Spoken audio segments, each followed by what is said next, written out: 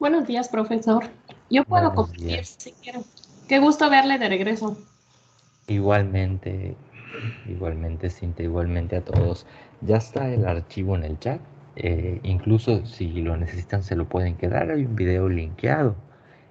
Solamente nos comparten y ya yo pido el control para poder trabajar. Eh, Estuve viendo con...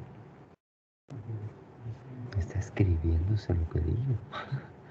Estuve checando con el departamento de cómputo ayer para ver qué es lo que pasa que no puedo compartir mi pantalla. Y parece que es una incompatibilidad con la aplicación. Entonces, yo espero que quede a la brevedad, aunque ya el semestre se nos fue. Pero pues para el próximo semestre, para las asignaturas, si vamos a estar en virtual, es muy latoso estarlo haciendo así. Entonces espero que quede y en tanto pues eh, esperemos que Cintia nos comparta la pantalla y yo les solicite el control. Ok, comparto mi pantalla. Porfa, Cintia, por favor.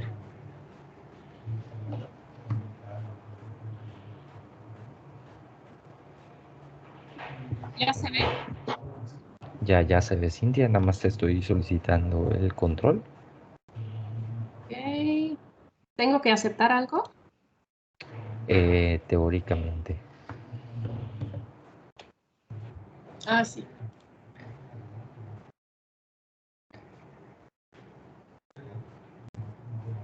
Y ya nada más dejar en pantalla completa. Y yo la voy controlando. Perfectísimo, Cintia. Con eso está genial. Entonces, chicos, pues vamos a ver el tema que nos toca el día de hoy. Vamos a ver los últimos 4 temas que nos tocan, es musculares, tejidos nerviosos y los 2 conectivos que nos faltan, que serían el óseo y el cartilaginoso, que son básicamente muy similares. Entonces, el tejido muscular, ¿cuál es la razón, a manera de, como siempre hacemos lluvia de ideas, por la cual tenemos que conocer, estudiar los tejidos musculares como médicos veterinarios?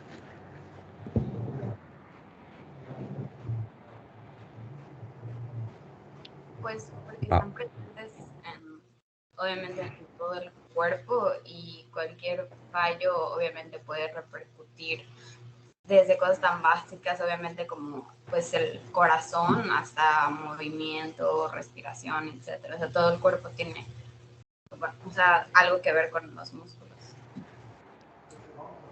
ok, Cintia, te voy a pedir por favor, yo veo el control, nada más la dejas en pantalla completa, por favor, porque en teoría estamos controlándole los dos ahorita. ¿Pudieras regresarnos a la primera diapositiva? Claro.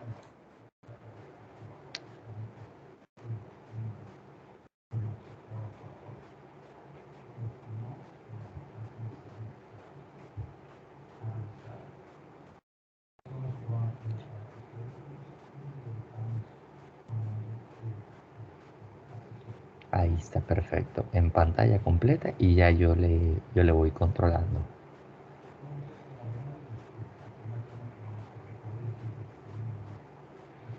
Ok, entonces efectivamente, porque en varios lugares del cuerpo de los animales van a haber tejidos y bueno, tendríamos que ver en qué lugares específicamente y qué función cumplen en cada uno de esos lugares del cuerpo para poder entender a profundidad, porque es imperativo que como médicos veterinarios conozcamos estos tejidos. Entonces, pues, ¿por qué estudiarlos? La primera razón, porque independientemente de que seamos o no seamos veterinarios, a las personas que no tenemos un estilo de vida vegano, pues no nos causa ningún escozor el ver un corte como este. Y pues básicamente en este corte que tenemos en la imagen, pues básicamente estamos viendo el grueso de ese tejido es tejido muscular, ¿no? Entonces, con fines productivos, con fines de alimentación, pues los tejidos musculares son importantes porque son los principales tejidos que aprovechamos de los animales para fines de alimentación, ¿no?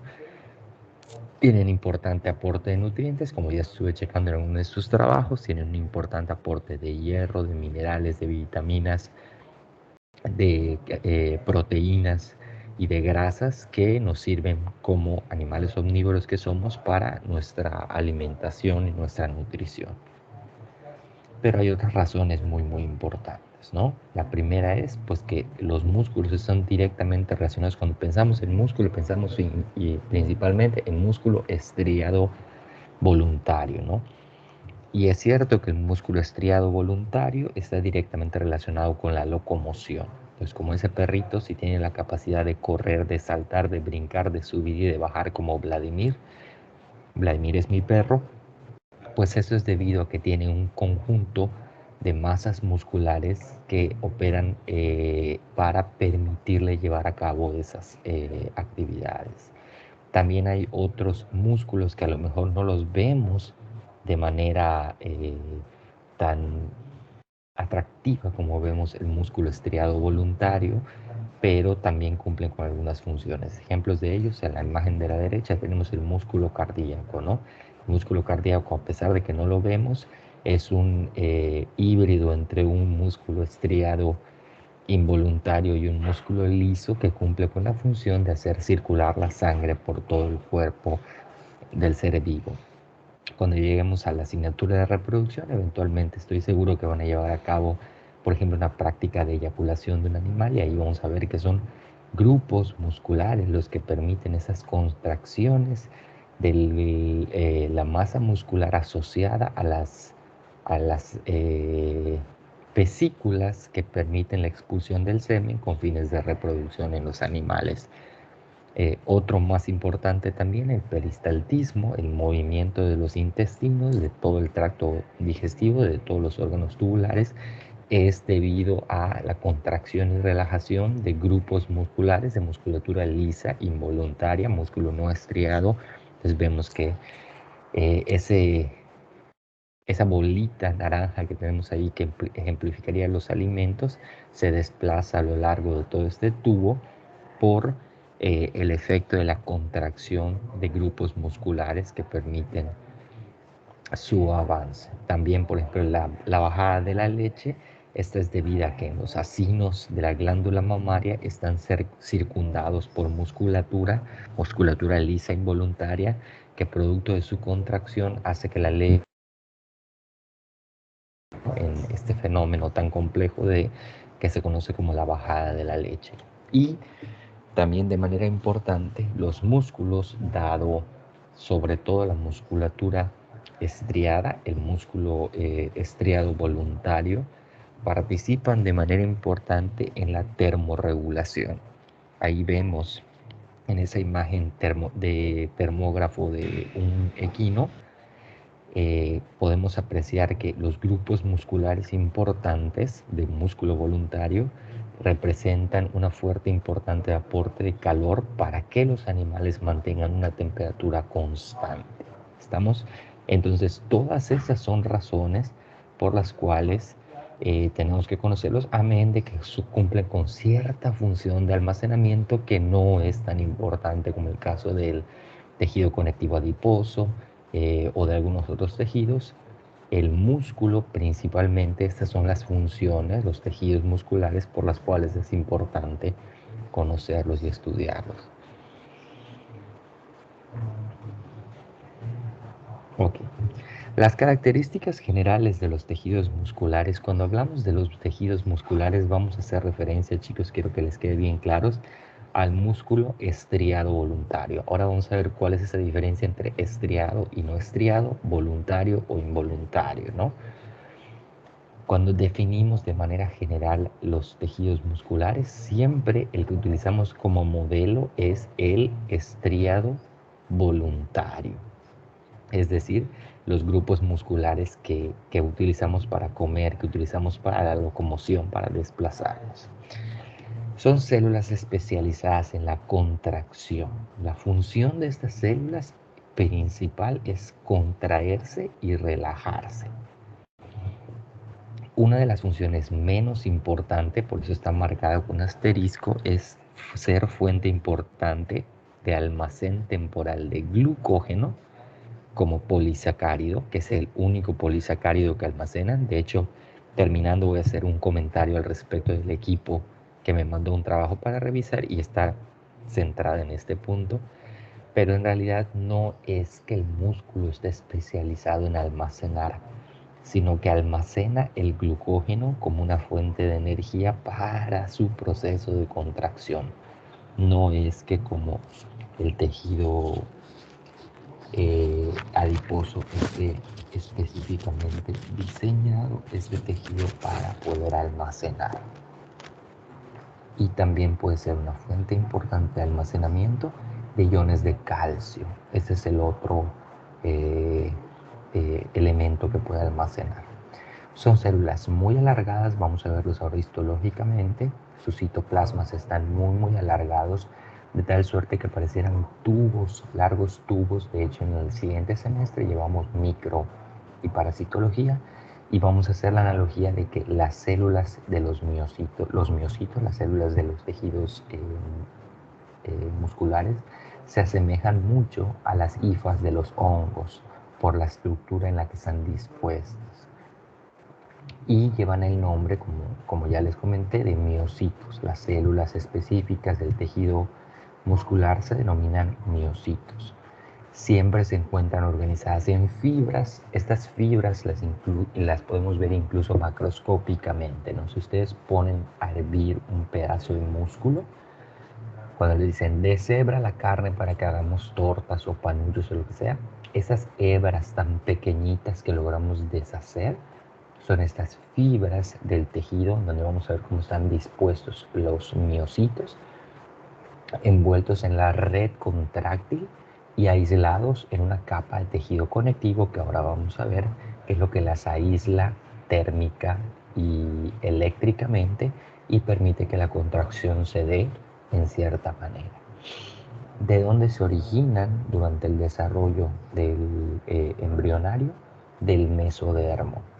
Todo el tejido muscular se origina del mesodermo. Y para el caso específico de los tejidos musculares, vamos a tener terminología específica para referirnos a la misma cosa, pero en el tejido muscular. Denme un segundito. Contesto un mensaje de la administración.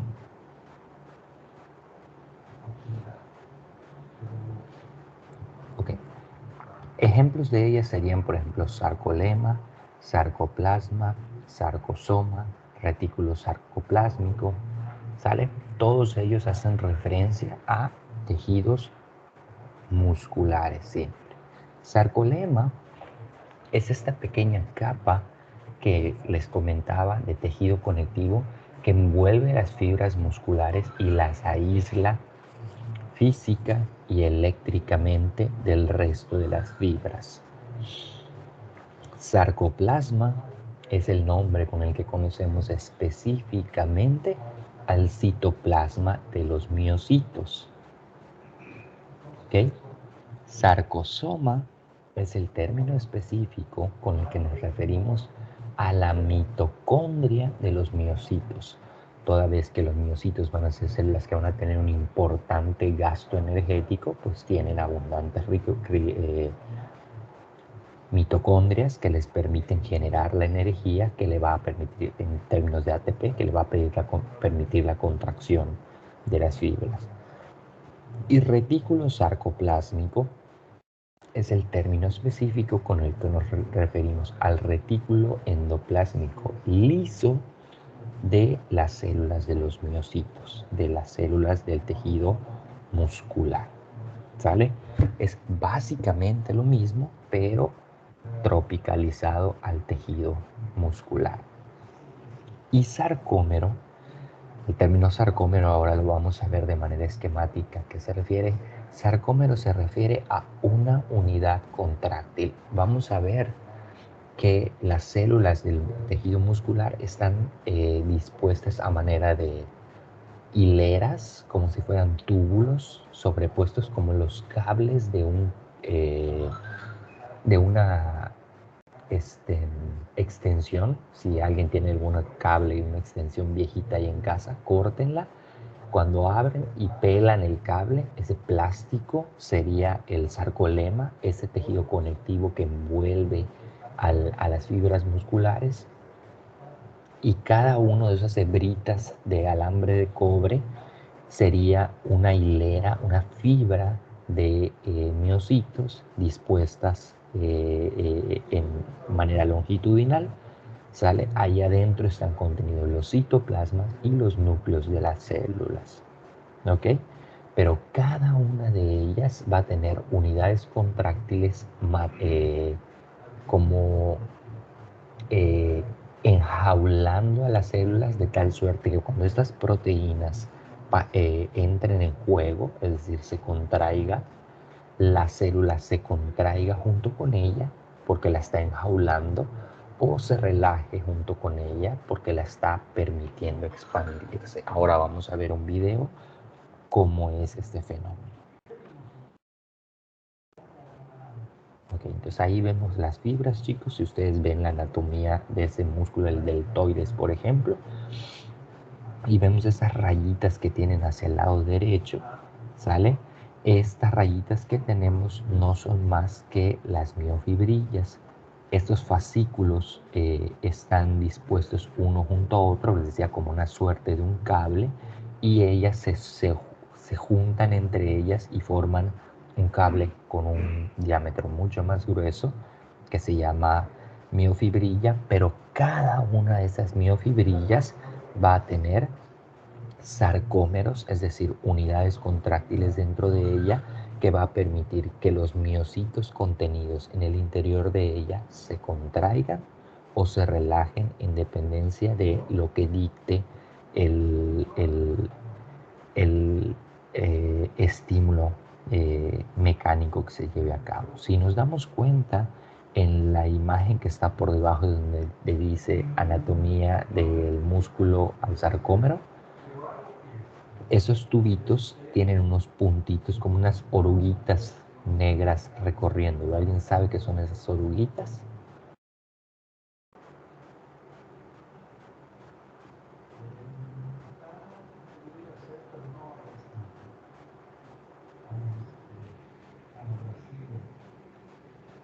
¿Alguien lo identifica? ¿Y logra darle nombre?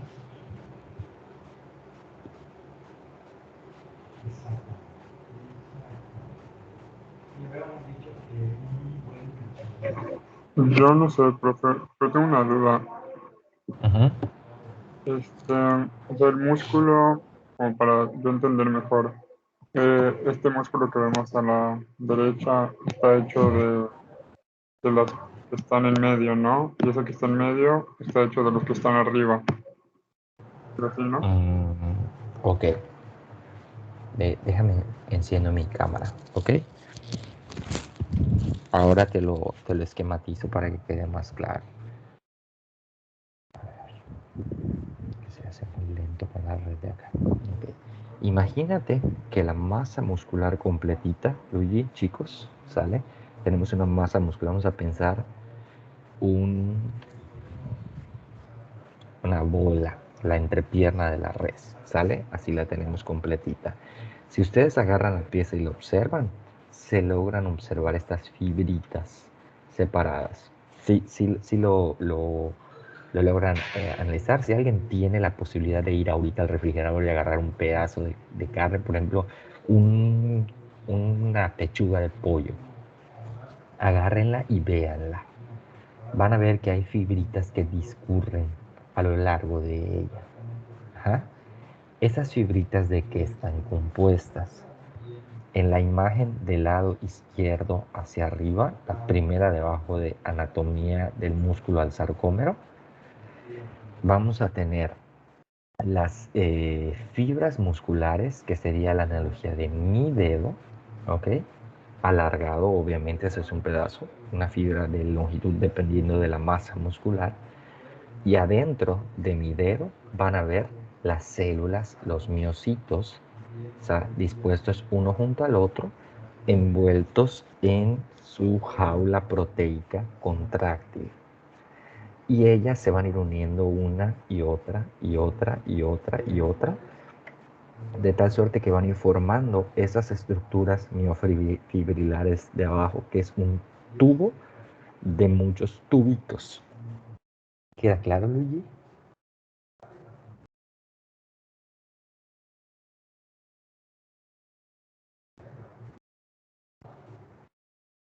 A eso le llamamos miofibra, ¿sale? Las miofibrillas son estas pequeñitas tubitos de células, de miocitos. Ya las miofibras es estas miofibrillas dispuestas una junto a la otra, pegadas todas las unas a las otras. ¿Qué pasa con ellas? Se van juntando varias y forman la masa muscular completa que le da la estructura al pectoral del pollo o al deltoides en el caso de esa imagen. Cuando ya lo cuecen, en crudo se puede hacer, pero es más complicado. Cuando ya cuecen ustedes la pechuga, la van desbaratando y van a ver que primero van a sacar las miofibras, es decir, esos pequeños cúmulos de fibras que aún si continúo y con mucho detalle, las puedo desbaratar todavía más en miofibrillas, en fibras más finitas. Inténtenlo, por ejemplo, con una pieza ya cocida y van a darse cuenta que ahí las van a poder encontrar. Puede servirles incluso para el hada de integradora de los tejidos, ¿no? O sea, agarren la pechuga en crudo, observen todas estas estructuras, cuézanla y posteriormente van a ver que van a poderlas sacar una a una de ellas. Hablando de la fibra que sea en el corazón, en el intestino, en el útero, donde hay músculo liso o estriado, van a poderla sacar. ¿Quedó?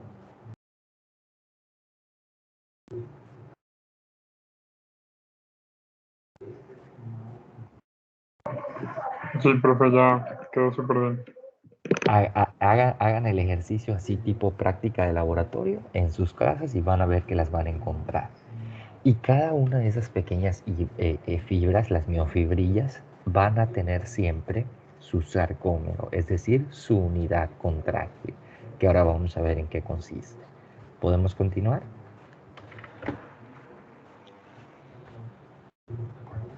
Sí, profe. Correcto. Okay. Las fibras que los componen, las miofibrillas, son los elementos contráctiles. Los miofilamentos, de los miofilamentos vamos a referirnos a ellos de manera grosera, aunque hay algunos otros elementos, grosera y cruda, como los miofilamentos de actina y de miosina, y cada una de ellas se va a componer de diversas unidades contráctiles, es decir, de sarcómeros. En la imagen podemos observar cómo se ve esto. Son los filamentos de miosina y los filamentos de actina. ¿Los logran observar allá en una unidad contráctil? Estos se ven a manera como de una red, ¿sale? Y estas proteínas se unen y se desunen de tal suerte que cuando se unen y una discurre dentro de la otra, se comportan como un acordeón, ¿sale? Se pliegan entre ellas, se van cerrando el espacio entre una banda y la otra, de tal suerte que se acorta esa distancia y las células contenidas en el interior de esa miofibrilla se contraen. Y cuando estas uniones se relajan, pues la célula se relaja.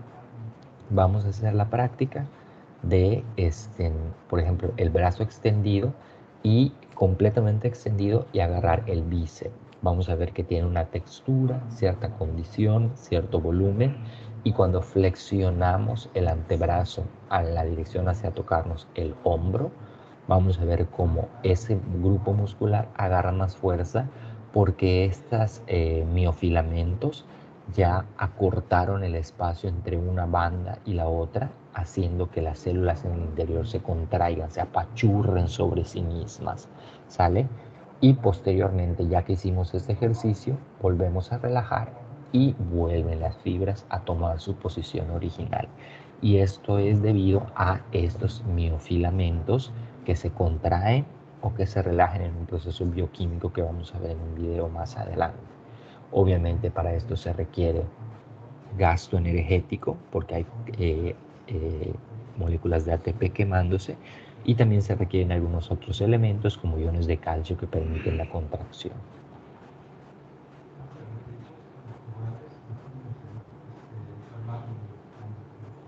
Las reinas del baile, a diferencia de en otros tejidos donde la reina del baile es una célula, es una molécula, es, por ejemplo, la reina del baile de la duplicación del ADN es la DNA polimerasa. Bueno, aquí en el fenómeno de la contracción muscular, las reinas del baile son dos.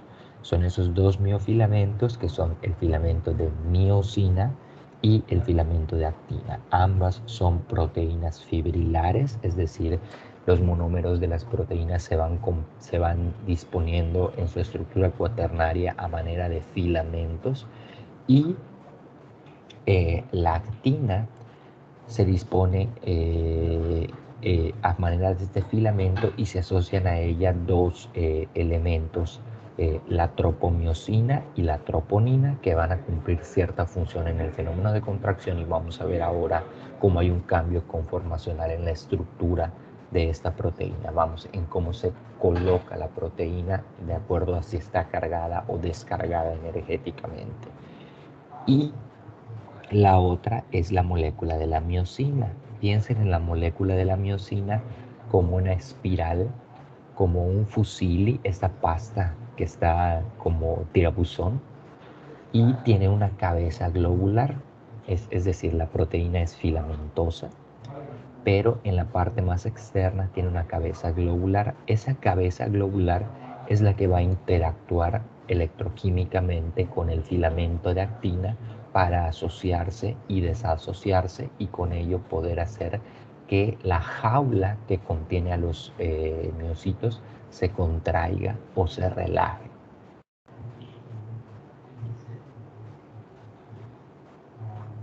Ok.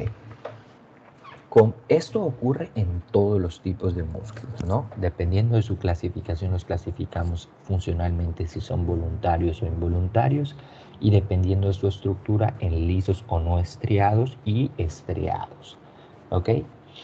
De tal suerte que tenemos tres clasificaciones de tejidos musculares. El músculo esquelético, que es el que tenemos hasta abajo, que es el estriado voluntario. Es el que utilizamos como modelo para describir los tejidos musculares. El músculo cardíaco, que es transicionalmente un híbrido entre un músculo esquelético y un músculo liso, porque tiene cierta autonomía, pero guarda cierta estructura con el músculo estriado voluntario o el esquelético. Y el músculo liso, que no presenta estrías y se comporta como músculo involuntario.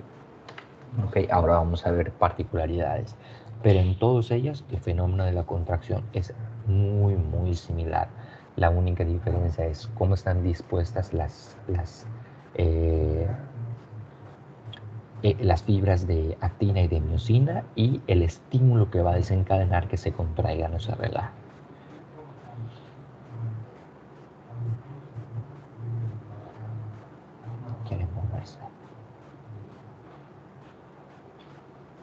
Ok, aquí vemos en esta diapositiva esquemáticamente dónde podemos localizar cada uno de los tipos de tejidos musculares. El estriado es voluntario, o el músculo esquelético lo vamos a encontrar en todos los grupos musculares que tienen control voluntario, es decir, que uno mismo, el animal, puede controlar cómo se contraen. El cardíaco, pues básicamente lo vamos a encontrar en el corazón. Ahí vamos a encontrar sus particularidades de las que vamos a hacerse mención más adelante. ¿Se acuerdan que les pregunté qué eran esas oruguitas que estaban corriendo por encima de las fibras? Son los núcleos. Vean, Aquí en la imagen del músculo esquelético se ven claros y en las fibras musculares ahí se ven los núcleos perfectamente delimitados. Y el músculo liso lo vamos a encontrar o el músculo no estriado involuntario en cualquier lugar donde haya fibra muscular, pero que el control no sea por parte del animal o del ser humano que lo posee. ¿En dónde? En los intestinos, en donde en las... Perdón, sí desactivó. En los intestinos, en las vísceras en general, en donde el control de la contracción está dado por el sistema nervioso involuntario y no por el voluntario. Bueno, pues es otra razón por la cual estudiar los tejidos musculares, ¿no? Que es personas que les gusta trabajar en el físico-culturismo, físico-constructivismo, bueno, el desarrollo de las masas musculares, la delimitación de los grupos musculares es un factor importante a considerar en la evaluación del desempeño de una persona que se dedica a esta actividad física. Yo no, y aparte es muy demandante. Vamos a hablar ahora sobre las particularidades del músculo estriado voluntario, el más común de todos ellos, el más abundante de todos. ¿Para qué sirve el músculo estriado voluntario? Evidentemente, su función principal es la locomoción, aunque también participa en actividades como la termorregulación. Ya vemos que son masas musculares grandes, producen mucho calor producto de su actividad física, entonces por ello participan en la termorregulación. Por eso cuando terminamos de hacer una actividad física muy vigorosa, tenemos mucho calor porque los grupos musculares trabajaron tanto que produjeron muchísimo calor. Calor metabólico, evidentemente. Pero también participan en actividades como la vocalización, el eructo, la regurgitación y el control del esfínter anal, del esfínter uretral, el movimiento ocular. Todos ellos son de control voluntario. Es por eso cuando el niño está aprendiendo a controlar esfínteres, para hacer popó, para hacer pipí, bueno, esto es voluntario, es solamente entrenar al niño para que reconozca el estímulo y contenga el esfínter cerrado, porque tiene un control voluntario hasta que encuentre las condiciones, es decir, un baño disponible para poderlo hacer. Por eso no podemos aguantar la pipí hasta que llegamos al baño, ¿no? La regeneración de los miocitos en este grupo muscular es limitada. Se considera en términos prácticos que es prácticamente inexistente. Por eso en personas que están postradas o en animales que están postrados se monitorea qué tan rápido se degeneran estas fibras musculares, porque una vez que se degeneren no se van a poder restituir. Y lo conocemos de manera general como músculo esquelético, músculo estriado voluntario o tejido muscular estriado voluntario. ¿Estriado por qué? Porque las fibras de actina y miosina en las haces del tejido se van a delimitar claramente y le va a dar esa textura de tener estrías. Se va a ver, incluso macroscópicamente en grupos musculares grandes, se pueden observar. Y voluntario, ¿por qué? Pues porque está bajo el control del individuo, del ser humano, del animal. En las imágenes del lado derecho tenemos dos cortes, un corte longitudinal, es decir, al favor del sentido de las fibras, y el otro es un corte transversal, es decir, como si cortáramos atravesando perpendicularmente las fibras y vemos cómo se forman estos miofibras, esos cúmulos de miofibras que van a ser unidades contráctiles que van a funcionar en un conjunto. Entre ellas, les decía, hay tejido conectivo. ¿De qué tipo? Generalmente es tejido conectivo laxo, aunque hay cierto número de tejido conectivo denso, irregular, pero no es tan importante. Tejido conectivo especial grasoso, es decir, tejido adiposo, también puede haber. Y también va a haber entre ellos capilares sanguíneos y linfáticos. ¿Por qué? Porque necesita importante aporte de nutrientes. Cuando se agoten las reservas de glucógeno para la contracción, tiene que recibir nutriente exógeno, para continuar con el fenómeno de la contracción y relajación. Y el capilar linfático para drenar todos los desechos que se van a producir ahí producto del catabolismo energético a este nivel. Características estructurales está el endomicio, que es la parte más interna de las fibras, el perimicio, que es esta capa, en algunos cortes musculares se ve clarito, como por ejemplo en eso que le llamamos tucha, que es la parte de la pantorrilla de los animales, el perimicio, que es esta capa de tejido conectivo que rodea un grupo de manera interna, y el epimicio, que es la capa más grande en donde usualmente puede haber tejido conectivo denso que rodea todo el grupo muscular y lo aísla como un conjunto. Y a este nivel, a nivel del epimicio, usualmente hay una inervación del sistema nervioso, de tal suerte que todos estos grupos de fibras se contraen al unísono. Es decir, no se contrae la fibra 1 y después la 2 y después la 3, es el grupo completo. Cuando se libera el neurotransmisor se contraen todas como un conjunto y se relajan todas como un conjunto. Si pasara lo contrario, que eventualmente es un proceso patológico, sucedería eso que vemos, por ejemplo, en los videos de atletas que dicen me dio un calambre, es porque los grupos musculares se están contrayendo de manera disonante, es decir, una primero y luego la otra, y dejan de cumplir con la función con la cual deben de cumplir. Es decir, si deben de contraerse todos y después relajarse para que el atleta pueda correr, cuando da el calambre y empieza a contraerse primero de un lado y luego del otro, no se puede desplazar, y eso es muy doloroso. A quien le ha dado un calambre duele y duele bastante. Ok, ahí vemos esto que les comentaba, chicos, en el corte transversal de los tejidos. Vemos que están los grupos de fibras dispuestos y vemos el endomicio, el perimicio y el epimicio, los núcleos de los miocitos, de las células que están en esos tejidos, y eventualmente también vamos a encontrar en el tejido conectivo que circunda núcleos de algunos fibroblastos. Recuerden que el fibroblasto es la célula maestra del tejido conectivo que va a cumplir con dar sostén, nutrición y aislamiento al grupo muscular, y ahí nos vamos a encontrar, por ejemplo, capilares. Vemos también capilares entre las fibras musculares para que llegue sangre, llegue oxígeno, llegue nutrientes para que se dé la contracción muscular que vamos a ver más adelante en un video. La regulación de la contracción en el caso del estriado voluntario del esquelético está bajo el control voluntario del sistema nervioso central.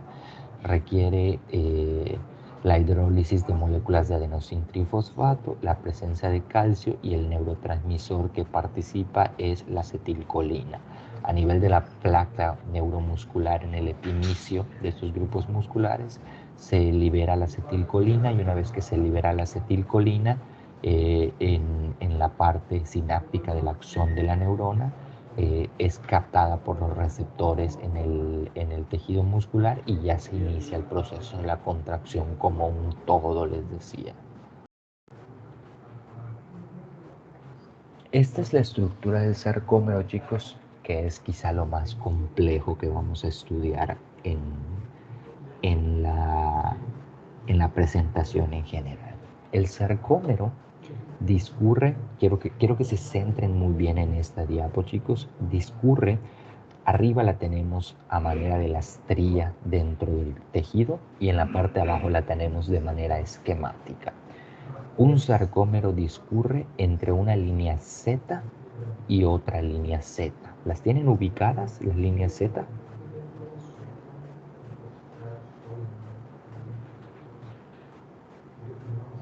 Chicos, no, profe, no logro ubicarlo.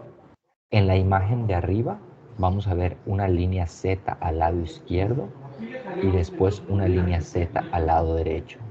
Y en la parte del centro tenemos una flecha con dos cabezas. Ahí Cintia nos está haciendo el favor de señalarlas, ¿sale? Y ahí están marcando que todo eso es un sarcómero. ¿Quedamos claros?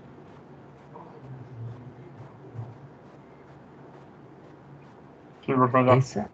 Esa es la unidad contráctil, la unidad estructuralmente contráctil del tejido muscular. Va a ser lo mismo en nosotros, pero vamos a estudiarla aquí y con base en esto ya entendemos cómo funcionan todos. Entonces, entre línea Z y línea Z está contenido un sarcómero, ¿sale? Ese sarcómero va a tener en la parte central del sarcómero una zona que le llamamos la línea o la banda H. En esa línea o banda H solamente vamos a tener miosina. Única y exclusivamente va a haber miosina.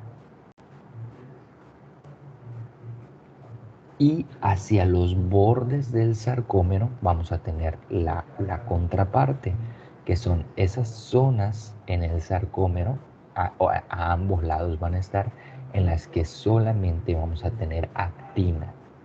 A esa le llamamos la zona I o la banda I.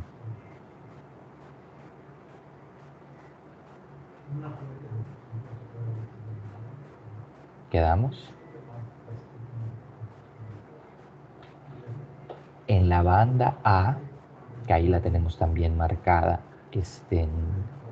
en el centro, vamos a tener la zona en las cuales la actina y la miosina están sobrepuestas. En esa zona hay filamentos tanto de miosina como de actina sobrepuestos.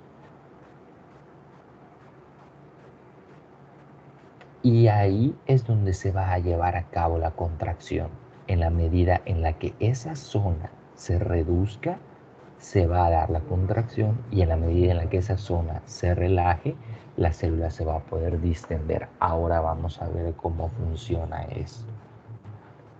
Lo otro que tenemos que identificar es la línea Z, que es lo que le da la estructura de estrías, que esas líneas Z son las zonas de anclaje de los filamentos de actina, en donde se pegan para que se forme esta jaula que al contraerse estruja la célula del miocito al interior contrayéndolo, y cuando se relaja permite que ella se vuelva a distender, ahora sí que a sus anchas.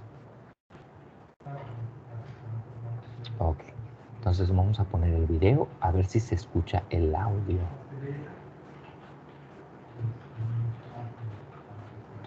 No se compartió el audio. Cintia, ¿estás por ahí?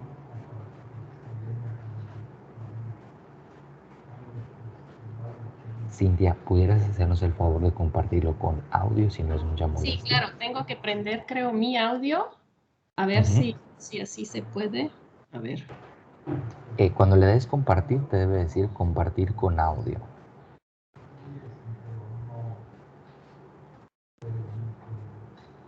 ¿Sí se escucha? A ver, la checamos.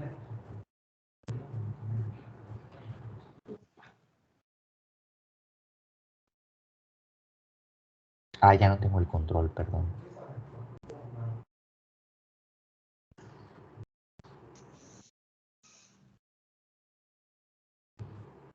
No se escucha.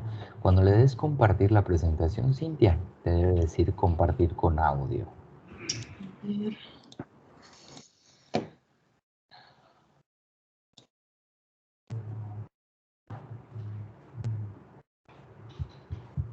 Okay, en tanto voy a hacer...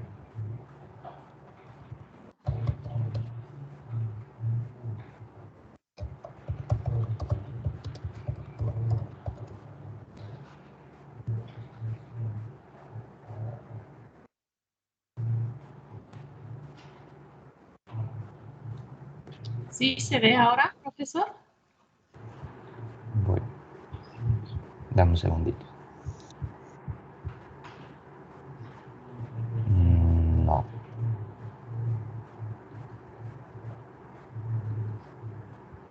No se ve.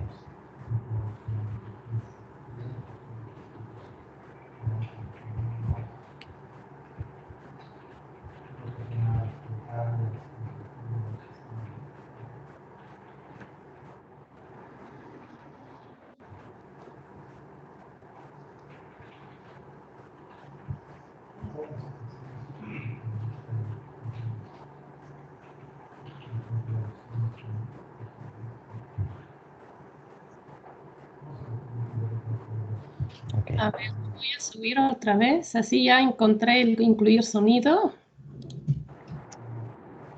Ya lo pudiste. Eso sí, pero ahorita para compartir la pantalla, a ver. Okay.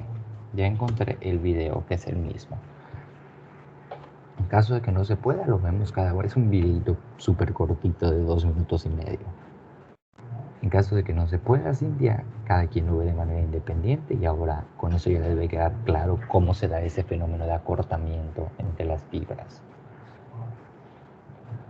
Sí, creo mejor si lo Okay. vemos de forma Okay.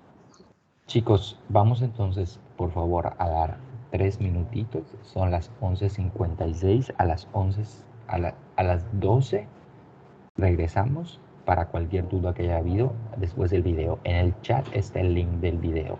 ¿Ok?